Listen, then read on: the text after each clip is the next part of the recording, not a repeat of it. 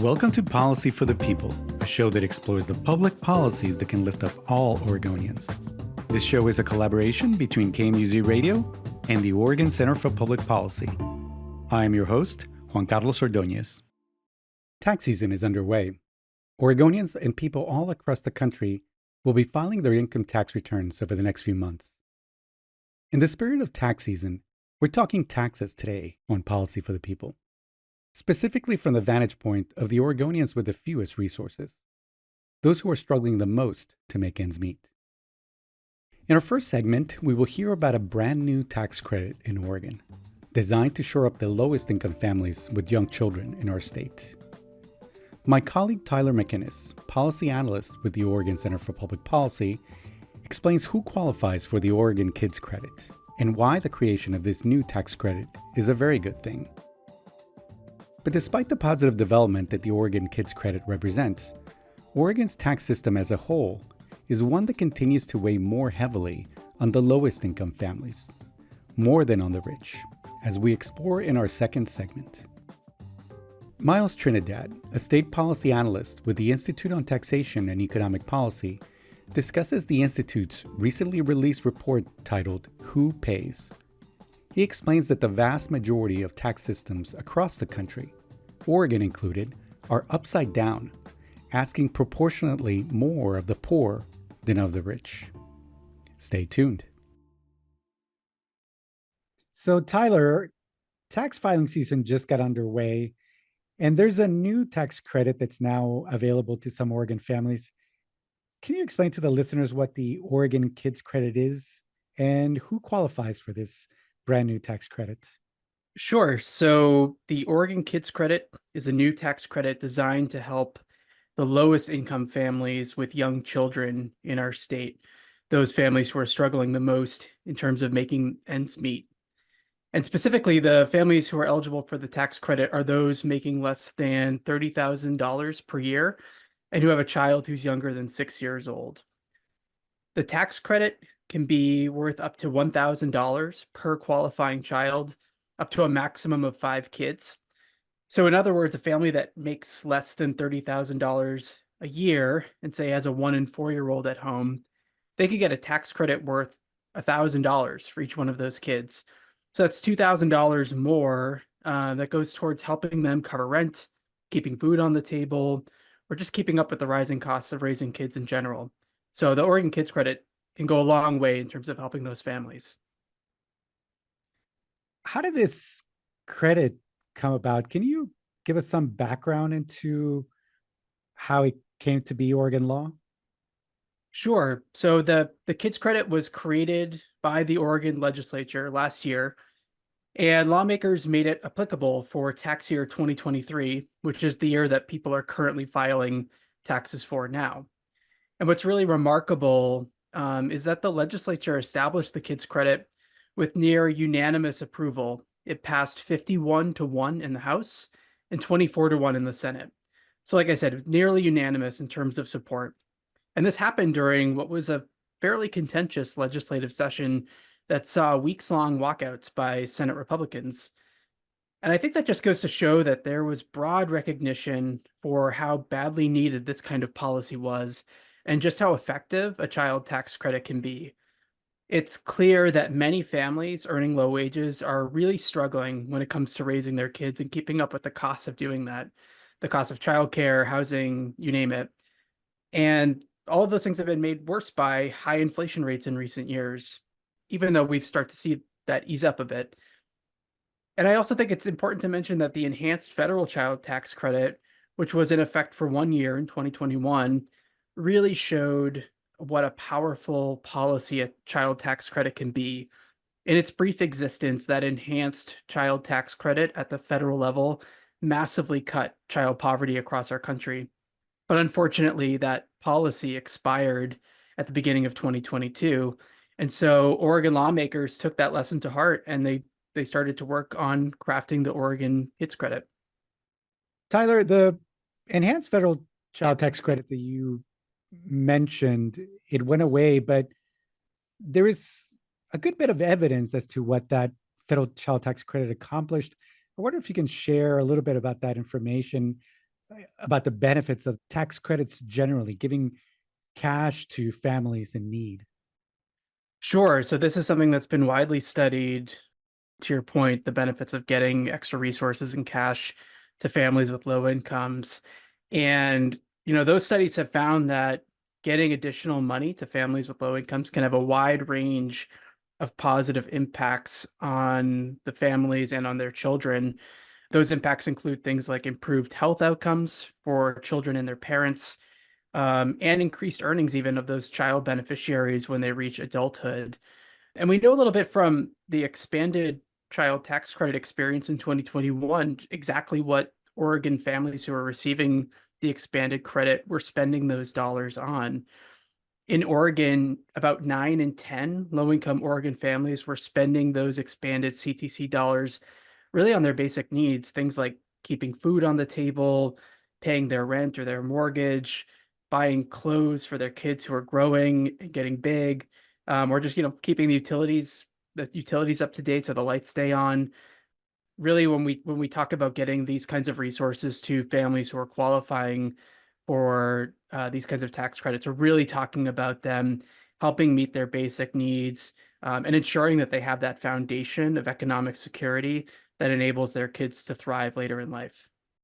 And if I could just add one more point, as we're recording this, we just saw at the federal level the House of Representatives pass by a pretty wide bipartisan margin a re-expansion of sorts of the federal child tax credit. And while it's not the full enhanced version that was so successful and impactful in 2021, this new expansion of the federal child tax credit would still do a world of good for Oregon children and for children across the country. And so as we're recording this, Juan Carlos, the House is sending that bill over to the Senate side, and so we're waiting to see what happens there. But we're really encouraged to see this fight continue at the federal level. Going back to the new Oregon Kids Credit, do we know how many children in Oregon stand to benefit from it? Yeah, so we've estimated that about 55,000 children in Oregon are eligible to be claimed for the Oregon Kids Credit. So in other words, there are about 55,000 kids ages 0 to 5 who live in families across the state who are making less than $30,000 a year. So that's quite a large number of children across our state who really need these resources. So, for a family that meets all the criteria for the credit, they meet the income eligibility criteria and their kids 0 to 5 years old, what do they need to do to get the tax credit? Well, if you qualify for the credit, all you need to do in order to receive it is to file a tax return. You need to file an Oregon tax return, and that in turn requires filing a federal tax return, because the Oregon tax return piggybacks on that federal one. And I should say that while filing a tax return is no one's idea of fun, the payoff can go well beyond the benefits just, in this newly created Oregon Kids Credit. Families who are eligible for the Kids Credit may also qualify for the federal child tax credit, the federal earned income tax credit. Oregon has its own earned income credit, and the Oregon Working Family Household and Dependent Care Credit. All of those tax credits together can add up to a pretty hefty chunk of change that can make a real big difference in the lives of families who are living at the margins. And I also think it's important to say that there are volunteer services that provide free tax assistance across the state. And so there are folks available to help prepare and file your tax return if you need it. One way to find out about free tax assistance is to call 211 info. And you can do that simply by dialing 211. And you can also text your zip code to 898-211 or email help@211info.org. Any of those ways you can get in touch with 211 and they can direct you to someone who can help you file your taxes. Tyler, any final thoughts you want to share with us regarding the Oregon Kids Credit? Well, I think fundamentally, all Oregon kids deserve to grow up healthy and enjoy an opportunity to thrive. But unfortunately, in our current economy where low wage work is pervasive, childcare costs are sky high, and families are just struggling to get by, it's really difficult for many parents to provide their kids what they need. So the Oregon Kids Credit honors the dignity of all parents and responds to the needs of our state's most vulnerable children. So for the listeners who have young kids at home and make less than $30,000 a year, I would really encourage you to file your tax return and claim the Oregon Kids Credit that you're entitled to. And even if you're not eligible yourself, please help us spread the word about this new tax credit because you could be making a really important difference in the lives of Oregon kids. Well, Tyler, thank you very much. Thanks, Juan Carlos. That was Tyler Mac Innis of the Oregon Center for Public Policy discussing the Oregon Kids Credit, a tax credit that is now available for the lowest income families with young children. While the Oregon Kids Credit will help some of the families struggling the most, our state's lowest income families do not fare well with our current tax system. When you look beyond the income tax and factor in all state and local taxes, it turns out that Oregon's tax system weighs most heavily on those who earn the least, explains Miles Trinidad, a state policy analyst with the Institute on Taxation and Economic Policy. But even though Oregon's tax system is regressive, upside down, low-income people have it even worse in most other states. Miles, welcome to Policy for the People. Yeah, thank you. I'm excited to be here. You work at the Institute on Taxation and Economic Policy, a think tank based in Washington, D.C., but I understand that you have a connection to Oregon. Yes, I do. So I grew up in Oregon. I grew up in Hillsboro, Oregon, just outside of Portland. I attended the University of Oregon. And even when I, eventually left Oregon to move to DC, I still had Oregon ties. My first job out of college was working for Congressman DeFazio for the great 4th District of Oregon. So you and your colleagues at the Institute on Taxation and Economic Policy recently published the report, Who Pays? And as your organization points out, this is the only distributional analysis of tax systems across the country.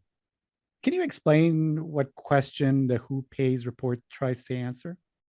Yeah, so the main question the research tries to answer is, in all 50 states and DC, who pays a higher share of income and taxes?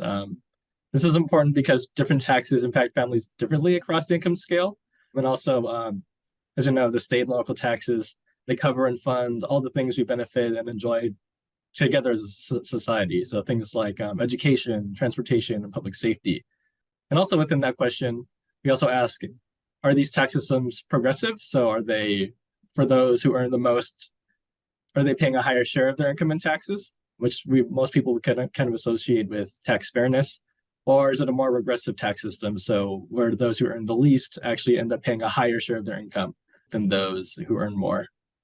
So those are the two kind of main questions that our report aims to answer. So what were the main findings of the report? What were the answers you got from those questions? Yes. So the main findings of the report is that a vast majority of states and local tax systems are regressive, or what we consider upside down.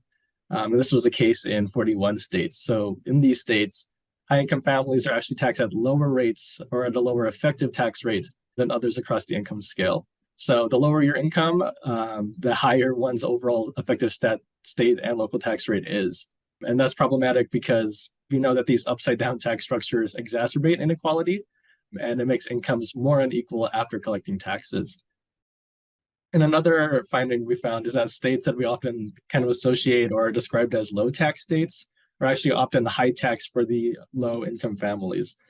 And this is more of a broader national pattern. And we find states with lower taxes for the highest income earners tend to have higher taxes for their lowest residents. And this is just completely opposite, upside down from what I would say the public's understanding of tax fairness is. Like if you ask someone, they would not support a regressive tax system like this. I wonder if you can explain to the listeners why this concept of progressivity or its opposite, regressivity, are so important when we evaluate the kind of tax system that we have. Why is it that folks really need to pay attention to whether the tax system in their state is progressive or regressive? So tax policy decisions deeply affect a household's what we call ability to pay. An example of this is if someone is earning $25,000 per year and another person is earning $250,000 a year, and they both have an identical effective tax rate of 10% across all tax types. So this is like personal income tax, sales tax, property tax.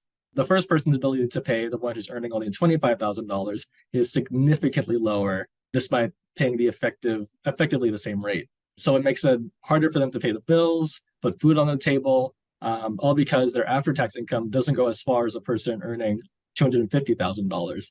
And thus, this also kind of inhibits their ability to advance and have any kind of meaningful economic mobility compared to someone who has a lot more money left over who earns more. And kind of touching on that as well, as I think a lot of people know, income and wealth have become increasingly concentrated among the most affluent households in this country, with even more immense disparities across race and ethnicity as well.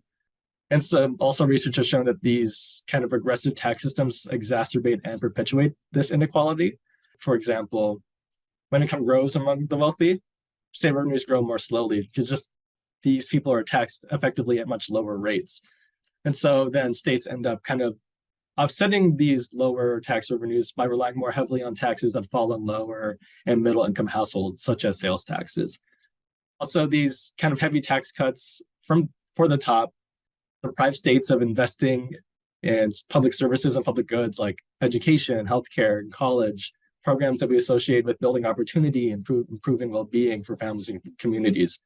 But yet we keep seeing lawmakers who keep doubling down on these permanent progressive tax cuts or kind of just limited benefits for people in the lower and middle class. Let's step back a bit and talk about how ITEP went about its analysis. Can you describe the kind of work that you did to sort of figure out whether a state's tax system is progressive or regressive? Yeah, so I just kind of provide some background here. So ITEP, we've been doing this report since the mid-90s. And it's some of our analysts have built up an incredible amount of expertise on both state and local tax systems. And we think this is probably one of our best studies yet. So our 7th edition contains nearly all the major taxes levied by state and local governments. So this is, like, as I mentioned earlier, personal income taxes, corporate taxes, property taxes, but it also includes smaller taxes like insurance premium taxes, transfer taxes, estate and inheritance taxes. So overall, the study captures over 99% of all state and local tax revenue nationwide. So we think this report is incredibly thorough, making sure we cover all of our bases when it comes to looking at the tax policy in each state. So you mentioned a little bit about the states that don't do quite so well in the report, but I wonder if you can say more about the states that have the most regressive tax system and about why that is, what features of their tax code makes them more regressive. Yes, so some of the states that fared the worst in our analysis. So this is starting from the most regressive state. So these are states, Florida, Washington, Tennessee, Pennsylvania, Nevada, South Dakota, Texas, Illinois, Arkansas, and Louisiana. And Florida fell to the most aggressive state in this version of the study, largely because Washington State actually took steps to improve their tax system. I think Washington State was the worst state in our previous edition. And Washington State, they recently implemented a tax on high-income earners' investments, and they also passed a working families tax credit, similar to an earned income tax credit. And again, the states mentioned earlier, you often hear these states heralded as low-tax states. You often, get these, stories of people fleeing high-tax states to come move to these low-tax states. But these states are actually high-tax states for those making the least. On average, these families, low-income families in these states, pay about 5 times more in a share of their income towards taxes than the wealthy. And even middle-income families, they pay more than 3 times more than the wealthiest families in these states. And this all kind of goes back to kind of like a lack of a broad-based personal income tax, which makes it almost impossible to kind of balance the more aggressive taxes that these states rely on, like consumption and property taxes. So out of these 10 states, 6 of them did not have a personal income tax, and 2 states had a flat personal income tax. And sometimes you kind of hear these debates in other states as they kind of try to mimic these states, or they try to eliminate their own personal income taxes, or they try to move towards a flat tax, kind of pointing at these states as examples. However, these states should be examples of what not to do if you don't want to have a regressive tax system. And another common feature is a heavy reliance on sales and excise taxes. 8 of these 10 states rely on consumption taxes, and about 52% of their tax revenue comes from consumption taxes compared to a national average of about 34%. The consumption taxes ask more for the low and middle class income families because they spend more of their income as opposed to higher income families who are more able to save, which is kind of more makes this tax more inherently regressive. And then one more point is that most of these states lack refundable tax credits. So these help, make their tax systems more progressive by offsetting the regressive taxes like consumption and property taxes. If you're just joining us, you're listening to Policy for the People. We're speaking with Miles Trinidad of the Institute on Taxation and Economic Policy. And we're discussing the recent report, Who Pays?, which found that the vast majority of states across the country, Oregon included, have a regressive tax system that weighs more heavily on the poor than on the rich. A lot of these states that fare badly in the report that have the most regressive tax systems, you mentioned they lack an income tax. Why is it that the income tax is such a key component of a good tax system that makes it, allows the tax system to be more progressive? Yeah, so an income tax, particularly a graduated income tax, so as you earn more, the tax rate goes up. It's something we associate with the federal tax system, the marginal tax rates. It works to kind of counterbalance the regressive taxes like consumption and property taxes. Consumption taxes, like, for example, if a state has a flat, let's say about 6% tax, that $10, everybody that's like $10, that person earning $500,000 is still paying that 10% or 6% tax that someone who's earning, $15,000 is paying. So even though it's a flat tax, it kind of takes more out of the paychecks of people from the lower incomes. So a graduated personal income tax can kind of, as I mentioned earlier, counterbalance this. And just because people from higher income groups tend to not pay as much of their income towards those other kinds of taxes. So a personal income tax is a lot more, I would say, flexible and kind of counterbalancing those other taxes. So let's focus now. We've been talking about the states that fare poorly in the report, but let's look at the other side, those states that fare the best. And which ones are they and why is it? Presumably they do have an income tax, but can you talk about which ones they are and why they do well? Yes. So 7 of the 10 states that fare the best in our study and actually received positive values on our tax inequality index. So that meant that their tax systems don't worsen income inequality and actually lessen it across groups. So this includes DC, Minnesota, Vermont, New York, New Jersey, Maine, and California. And then the remaining 3 states in the top 10 are Massachusetts, New Mexico, and Oregon. However, all of which have a slightly regressive tax system. But it is important to note that even though these are say, states that fared the best, none of these states are actually entirely robustly progressive. So some of the common features that make these states a bit less regressive and more progressive, there's a higher reliance on a graduated income tax and a lower reliance on a regressive sales tax. And then also, a lot of these states use a targeted, refundable low income tax credits like an earned income tax credit or a child tax credit, both of which Oregon has.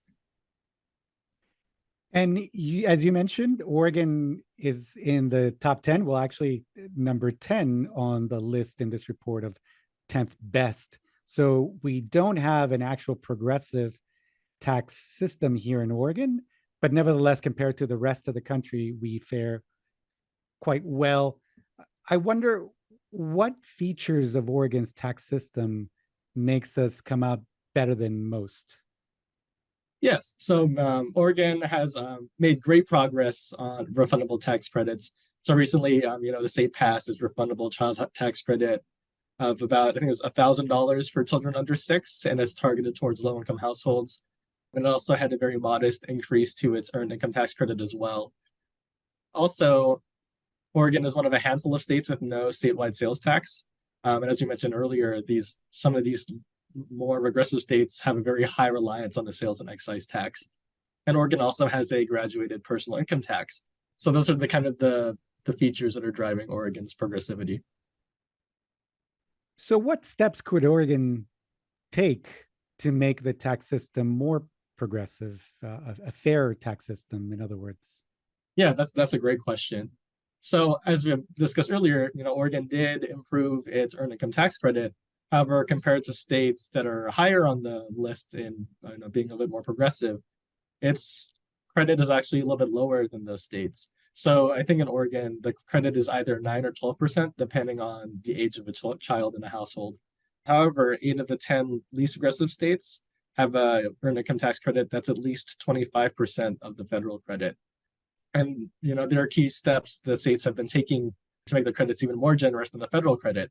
So some states have or are looking to expand, the age eligibility, because currently it's limited to those over age 25 unless you have a dependent, or increasing a credit for childless workers because they have a much lower credit than those with children. Another thing in the state is that Oregon has a lower personal income tax rate for pass-through business income.